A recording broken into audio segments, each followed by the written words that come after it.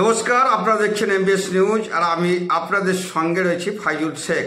এখন আসছি বিস্তারিত খবরে। মন্তেশ্বর ব্লক জাতীয় কংগ্রেসের প্রতিবাদ মিছিল ও পথসভা মন্তেশ্বর কুসুমগ্রাম বাজারে।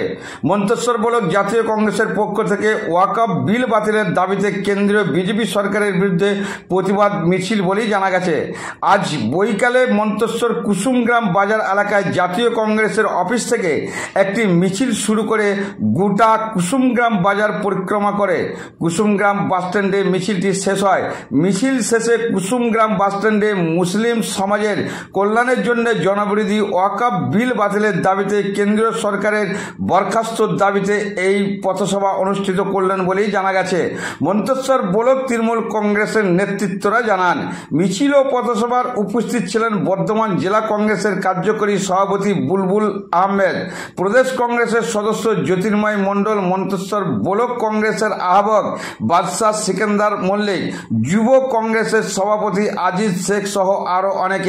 বর্ধমান জেলা জাতীয় কংগ্রেসের কার্যকরী সভাপতি বুলবুল আহমেদ তার বক্তৃতার মধ্যে কি জানালেন তা শুনব।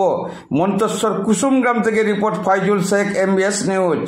আজকে মোদী বাবু যে বড় বড় কথা বলছে, আজকে সংবিধানকে নিয়ে ভারতবর্ষের বুকে ছিনিমিনি খেলছে, আমরা সেই মোদী বাবুর কাছে প্রশ্ন করতে চাই, আপনি মোদী বাবু, আপনি যে আরএসএস এর কথাই, যে আপনাদের যে আইডিওলজি, আপনি যাদের কথায় আজকে ওয়াকফ বিল আপনি পার্লামেন্টে পাস করলেন, তারা ভারতবর্ষের বুকে স্বাধীনতা সংগ্রামে তাদের কি ভূমিকা ছিল?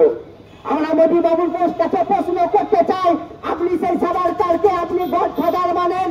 সেই সাভারকার ভারতবর্ষের বুকে যখন ইংরেজরা 200 বছর রাজত্ব করেছিল, এই সাভারকারকে যখন ইংরেজরা গ্রেপ্তার করেছিল, এই সাভারকার তিনি ইংরেজের কাছে মোচ লিখা দিয়ে বলেছিলেন, হে ব্রিটিশ সরকার, আমার ভুল হয়ে গেছে, আপনাদের বিরুদ্ধে আন্দোলন করা, আপনি আমাকে মুক্তি দিন, তার বিনিময়ে আমরা ব্রিটিশকে সহযোগিতা করব।